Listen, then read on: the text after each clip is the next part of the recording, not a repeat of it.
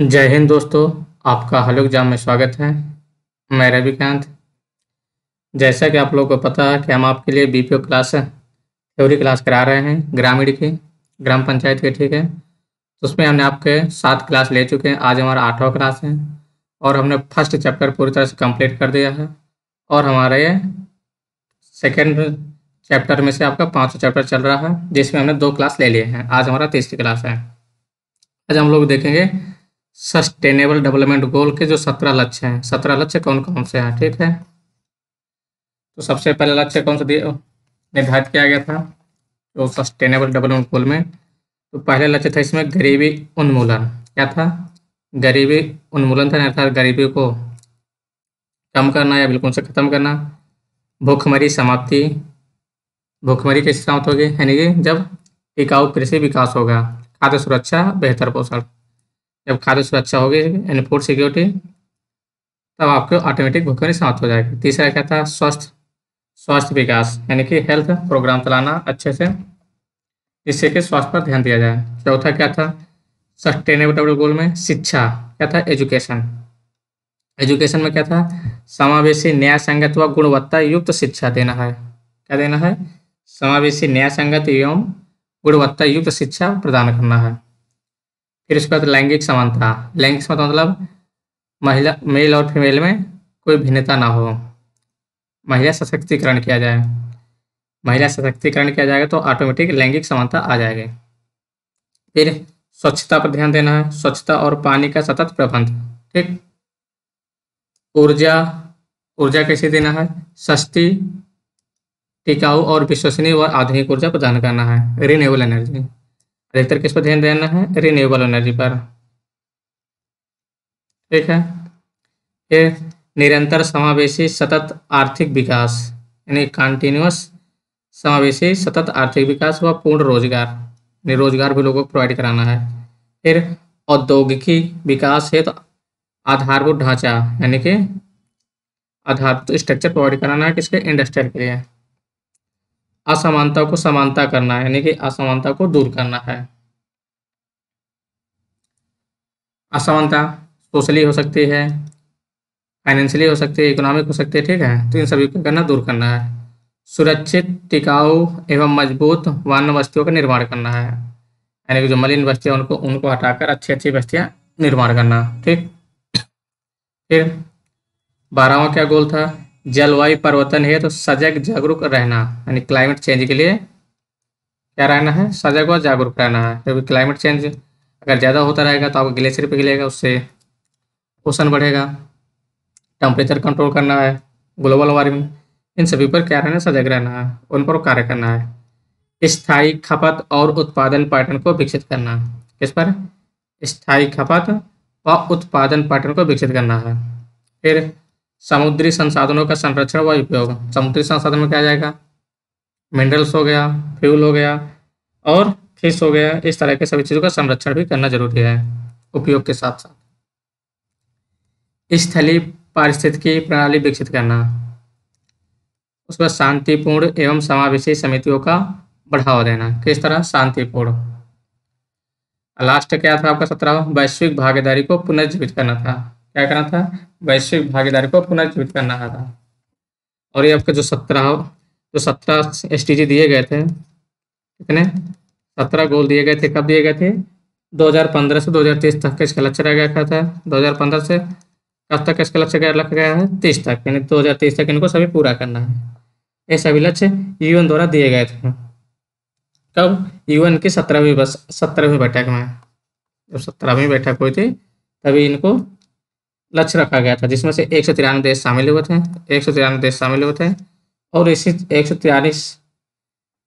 193 देशों में से ही 44 देश पर्यवेक्षक बनाए गए थे कि इनको देख रेख करना है कौन से कंट्री कर रहा काम कि नहीं कर रहा, ठीक।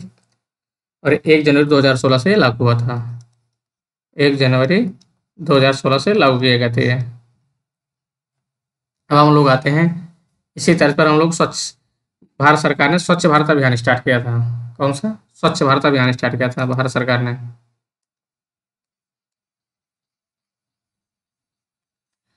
हम लोग देख लेते हैं स्वच्छ भारत अभियान, ठीक है। तो इसकी शुरुआत कब की गई थी? तो इसकी शुरुआत गांधी जी के जन्म दिवस पर किए गए थे। किसके? गांधी जी के। 2 अक्टूबर 2014 को स्टार्ट किया गया था। और लक्ष्य क्या रखा गया था? लक्ष्य रखा गया था कि गांधी जी की 150वीं जयंती पर संपूर्ण भारत को स्वच्छ बनाना है। कब? 150वीं जयंती पर। 150वीं जयंती कब पूर्ण हो रहे थे? 2019 को पूर्ण हो रहे थे। ठीक है, कब पूर्ण हो रहे थे? 2019 को। तो क्या लक्ष्य रखा गया था कि 2019 तक संपूर्ण भारत को स्वच्छ बनाना है। फिर इसके बाद द्वितीय चरण इसका स्टार्ट किया गया था। सेकेंड फेज 2020-2021 के 2024-25 तक रखा गया था। और 2020-21 में जो बजट का लक्ष्य रखा गया था वो था 1,40,881 करोड़ रुपए। यानी कितना पूरा व्यय करना है, खर्चा करना कितना? 1,40,881 करोड़। इतना क्या करना था? खर्च करना था। ठीक है, अब आते हैं इसका उद्देश्य क्या था। तो इसका जो ऑब्जेक्टिव था, क्या था इसका जो ऑब्जेक्टिव था? तो ऑब्जेक्टिव क्या था? खुले में शौच को पूरी तरह से समाप्त करना। खुले में पूरी तरह से शौच को समाप्त करना, जिससे कि महिला सशक्तिकरण भी हो सकते हैं, महिला सुरक्षा हो सके। इन सभी चीज़ों को देखते हुए खुले में शौच को पूरी तरह से समाप्त करने का लक्ष्य रखा गया था। और इसमें 2 अक्टूबर 2019 तक, कब तक? 2 अक्टूबर 2019 तक स्वच्छता जो कवरेज हो गए थे पूरी 100% कवर हो चुके थे। फिर अगर बात की जाए 2 अक्टूबर 2014 तक, तो टोटल स्वच्छता जी थी 39% थे। कितने? 39% कवरेज थी 2014 तक। लेकिन 2019 तक इसको 100% पूरा कर दिया गया था। कब तक? 2019 तक 100% कवरेज हो चुके थे। फिर 2 अक्टूबर 2019 तक 10.28 करोड़ शौचालय बनाए गए थे। कितने? आपसे क्वेश्चन पूछ सकता है। तो 2019 तक टोटल स्वच्छ भारत अभियान के तहत कितने शौचालय बनाए गए थे? कितना बनाए गए थे? 10.28 करोड़, जिसमें का 12,000 रुपये का असिस्टेंट प्रोवाइड किया जाता था। कितना? 12,000 रुपये का असिस्टेंट प्रोवाइड किया जाता था। ठीक है, उसके बाद 2 अक्टूबर 2019 तक, कब तक? 2 अक्टूबर 2019 तक भारत के सभी जिलों में, क्या है? भारत के सभी जिलों ने स्वयं को खुले में शौच मुक्त घोषित कर दिया गया था। क्या कर दिया था? 2019 तक, यानी गांधी जी के बर्थडे तक सभी भारत के सभी जिलों को क्या कर दिया गया था? शौच मुक्त घोषित कर दिया गया था। क्योंकि हकीकत कुछ और है। हकीकत सबको पता है, लेकिन फिर भी क्या क्या घोषित कर दिया गया था कि हाँ पूरी तरह से मुक्त हो चुके हैं। और इसका श्रेय किसे दिया जाता है? इस सफलता का, जो स्वच्छ भारत अभियान का सफलता का श्रेय किसे दिया था? तो 4P मॉडल को दिया जाता है। कौन सा? 4P मॉडल का। पी पी पी पी, ये आपके 4P मॉडल थे। जिसमें पहला कौन सा था? तो पहला मॉडल था पॉलिटिकल लीडरशिप। पहला क्या था? पॉलिटिकल लीडरशिप थे। दूसरा पी पब्लिक फाइनेंस। और चौथा पी आपका था पार्टनरशिप प्रोग्राम। क्या था? Partnership programme. और तीसरा पीपुल पार्टिसिपेशन था। तो 4 ये थे आपके। ठीक है, political leadership, public finance, partnership programme and people participation, ये 4 पी को मिलकर क्या दिया जाता है? सफलता का श्रेय का मॉडल माना जाता है। और अगर बात की जाए 2011 की जनगणना तक, 2011 की जनगणना में ग्रामीण क्षेत्रों में जो स्वच्छता कवरेज थी कितनी थी? 33% थे। कितनी थी? 33%। ये आपसे क्वेश्चन पूछ सकता है 2011 तक ग्रामीणों में स्वच्छता कवरेज कितने परसेंट थे? क्या बताएंगे आप लोग? 33%। आपका ये भी क्वेश्चन पूछ सकता है कि 4P मॉडल में पूछ देगा, 4P दे देगा, उनमें से एक हो सकता है कुछ और दे दें, पूछ लेगा इनमें से कौन सा सही नहीं है। तो आपको इसको याद रखना, political leadership, public finance, partnership programme, people participation. ठीक है, अब हम लोग आते हैं स्वच्छ भारत मिशन के अंतर्गत कार्य। इनके कौन कौन से कार्य हुए थे इसके अंतर्गत? स्वच्छ भारत मिशन के अंतर्गत। ओके,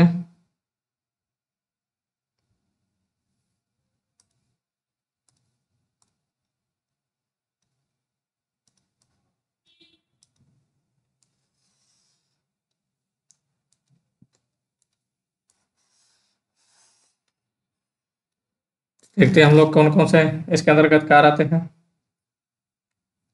तो कार्य कौन कौन से किए गए थे? सॉलिड वेस्ट मैनेजमेंट, इस पर कौन सा कार्य किया गया था? सॉलिड वेस्ट मैनेजमेंट, यानी कि जितने वेस्ट है उन पर सॉलिड वेस्ट मैनेजमेंट परियोजना लॉन्च किए गए थे। सॉलिड वेस्ट मैनेजमेंट परियोजना लॉन्च किए गए थे, ठीक है। फिर सिटी सैनिटेशन, क्या है? सिटी सैनिटेशन प्लान बनाया गया था, सिटी को कैसे सैनिटेट करना है वो प्लान बनाया गया था। और स्टेट सैनिटेशन प्लान संबंधी कार्य स्टार्ट किए गए थे। स्वच्छ भारत मिशन अभियान के तहत ही ये सब काम किए जा रहे हैं। सॉलिड वेस्ट मैनेजमेंट और city sanitation plan, state sanitation plan संबंधी कार्य स्टार्ट किए गए थे। फिर पब्लिक अवेयरनेस, क्योंकि पब्लिक अवेयरनेस रहेगी तो कम से कम कूड़ा फैलाएगी, गंदगी फैलाएगी, यानी कि लोगों को जागरूक करना था। पब्लिक पार्टिसिपेशन, यानी अधिक से अधिक लोगों तक स्वच्छता कार्यक्रम में शामिल करना था, जोड़ना था। तो पब्लिक अवेयरनेस हो गया, जागरूक करके उनको शामिल करना। फिर राज्य मिशन निदेशालय नगर निकाय कैपेसिटी बिल्डिंग का कार्य किया गया था। उसके बाद सामुदायिक शौचालय का निर्माण किया गया था। जैसे सामुदायिक स्वास्थ्य कार्यक्रम होता है वैसे सामुदायिक शौचालय का भी निर्माण किया गया था। घरेलू शौचालय का निर्माण किया गया था, ऐसा। और पिट द्वारा, कौन सा? पिटदार वाला, गड्ढेदार वाला घरेलू शौचालय का भी निर्माण कराया गया था। इसी में जो घरेलू शौचालय का निर्माण कराया गया था उसी में 12,000 रुपए का असिस्टेंट दे रही थी सरकार सबको। अब हम लोग देखते हैं स्वच्छ भारत मिशन का इतिहास क्या रहा है, यानी कि स्वच्छता कार्यक्रम पर कुछ इतिहास रहा या नहीं, यानी कि इसके पहले पूर्व कभी स्वच्छ मिशन चला गया या नहीं चला गया, इसके बारे में देख लेते हैं, ठीक। तो इसके बारे में सबसे पहले प्रथम पंचवर्षीय योजना कब? प्रथम पंचवर्षीय योजना 1954। 1954 में प्रथम स्वच्छता कार्यक्रम लॉन्च किया गया था। फर्स्ट पंचवर्षीय योजना के टाइम पर 1954 में ग्रामीण भारत में प्रथम स्वच्छता कार्यक्रम लॉन्च किए गए थे, ठीक है। प्रथम स्वच्छता कार्यक्रम कब लॉन्च किए गए थे? तो आप बताएंगे 1954 में। उसके बाद आपका 1986 में, तो 1986 में क्या किया गया था? केंद्रीय ग्रामीण स्वच्छता कार्यक्रम आरंभ किया गया था। कौन सा?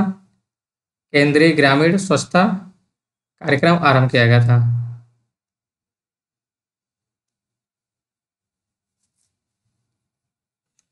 और इसके तहत क्या क्या किया गया था?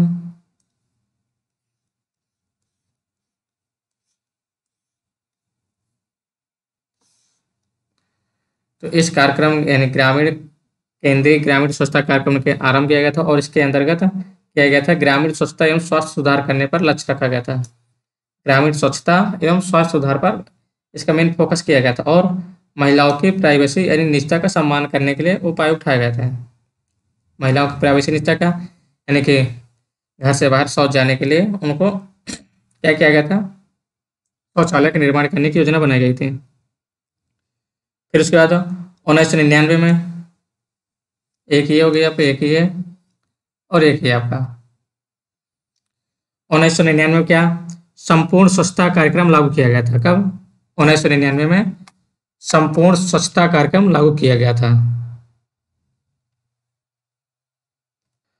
तो 1999 में क्या किया गया था? संपूर्ण स्वच्छता कार्यक्रम लागू किया गया था, जिसके अंतर्गत क्या क्या फोकस किया गया था?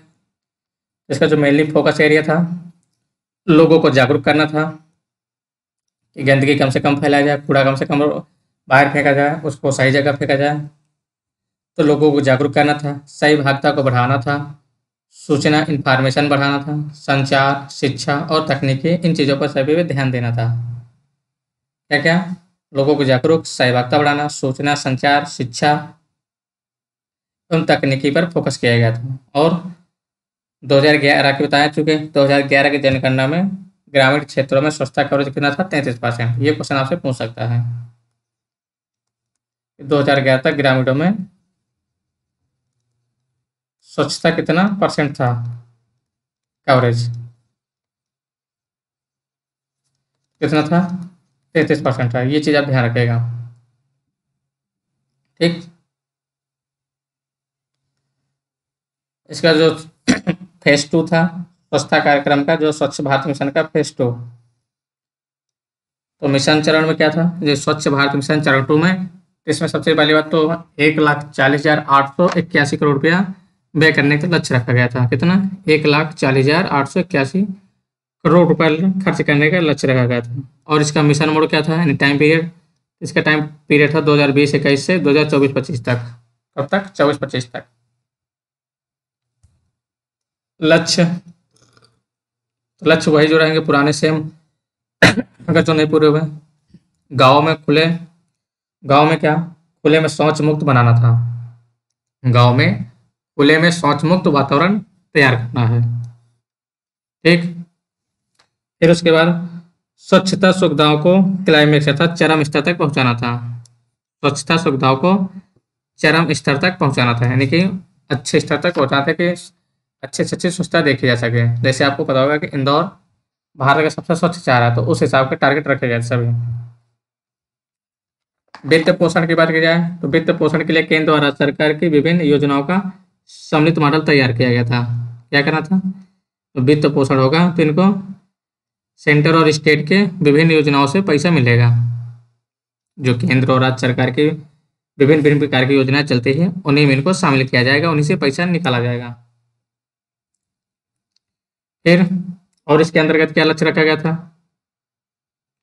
पेयजल और स्वच्छता विभाग बनाना था। क्या? पेयजल और स्वच्छता विभाग, यानी कि वित्त के लिए यहाँ से पैसा लिया गया था, पेयजल से और स्वच्छता विभाग से भी इसके लिए निकाला गया था पैसा। और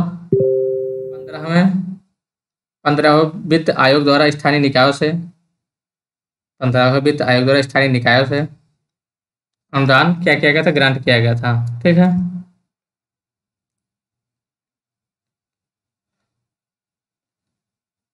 और उसके साथ क्या था? मनरेगा हो गया, रेवेन्यू सृजन मॉडल, इन जगह से क्या क्या वित्त निकाला गया था। किसके लिए? स्वच्छ भारत मिशन फेज 2 के लिए। जैसे मनरेगा से कैसे होगा? तो मनरेगा से तालाब बना के पानी कलेक्ट करना हो गया। स्थानीय निकाय यानी कि लोकल बॉडी तक पैसा प्रोवाइड करा के काम करवाना, नाली हो गया, रोड हो गए, तालाब और सफाई, इन चीज़ों की सभी व्यवस्था करना। यहाँ से भी आपके देखो स्वच्छता कार्यक्रम हो रहा है, यहाँ से भी हो रहा है स्वच्छता कार्यक्रम। रेवेन्यू सृजन मॉडल से भी होगा। और जो विभिन्न विभिन्न तरह की योजनाएं थी, पेयजल योजना हो गई, इन जगहों से वित्त के लिए पैसा लिया गया था स्वच्छता के लिए, स्वच्छ भारत मिशन के लिए। ठीक है। अब आते हैं स्वच्छ भारत मिशन फेज 2 के घटक क्या थे, यानी कंपोनेंट क्या कहते हैं, मेन कंपोनेंट। ठीक है। मेन कंपोनेंट क्या था इसका? तो गांव के सभी घरों में क्रियाशील शौचालय की व्यवस्था होना चाहिए। क्या? गांव के सभी घरों में क्रियाशील शौचालय की व्यवस्था, यानी कि वर्किंग कंडीशन में क्या होना चाहिए? शौचालय होना चाहिए। यानी कि मतलब शौचालय बना है, गड्ढा है ही नहीं, केवल दीवार उठा दी गई। ठीक है। सामुदायिक स्वच्छता परिसर क्या है? सामुदायिक स्वच्छता परिसर यानी कि ऐसे गांव जहां 100 से अधिक घर हो, वहाँ ये सामुदायिक स्वच्छता परिसर बनाना, जहाँ 100 से अधिक घरों वाले गांव बनाना था। फिर उसके बाद गांव के सभी विद्यालयों में, प्राथमिक और जूनियर में, गांव के क्या सभी विद्यालयों में, प्राथमिक और जूनियरों में क्या है, वह आंगनबाड़ी में और पंचायत घरों में शौचालय का निर्माण करना था। गांव के सभी विद्यालयों में, प्राथमिक हो और जूनियर हो, आंगनबाड़ी व पंचायत घरों में सभी में क्या है? फंक्शनल शौचालय पुरुष और महिलाओं के लिए अलग अलग बनाना था, निर्माण करना था। किसके लिए? पुरुष और महिलाओं के लिए अलग अलग शौचालय का निर्माण करना था। फिर उसके बाद गांव के सार्वजनिक स्थानों पर क्या है? न्यूनतम कचरा होना चाहिएगा, यानी कम से कम कचरा फेंका जाना चाहिए पब्लिक प्लेस पर, और न्यूनतम जल भरा हो, इस चीज़ का देख रेख किया जाए। और न्यूनतम अपशिष्ट पदार्थों का भी जमाव हो, यानी गीले वेस्ट का भी जमाव होना चाहिएगा। गीला कचरा फेंक देते हैं लोग, घरों से बाहर फेंक देते हैं, तो उसको कम से कम करना सार्वजनिक स्थानों पर। उसके बाद बायोडिग्रेडेबल कचरा अर्थात बेस्ट तरल अपशिष्ट पदार्थों का प्रबंधन करना, इनका यानी मैनेजमेंट करना। जैसे आज देखते होंगे सिटियों में कचरा उठा के ले जाती है गाड़ी, क्या करती है? कचरा उठा के ले जाती है गाड़ी, और उसको क्या करते हैं? फिर उसी से बिजली उत्पादन करते हैं वेस्ट मैनेजमेंट के थ्रू। तो 80% घरों में, सभी विद्यालयों में, पंचायत घरों में, आंगनबाड़ी में ये व्यवस्था करना है। क्या करना था? बायोडिग्रेडेबल कचरा, तरल अपशिष्ट पदार्थों के प्रबंधन यानी मैनेजमेंट के लिए लगभग 80% घरों में 80% घरों में, सभी विद्यालयों में, पंचायत घरों में व आंगनबाड़ी में ये सभी व्यवस्था लागू करना था। और जागरूकता कार्यक्रम है तो चित्रों की भी व्यवस्था किए गए थे। किसके लिए?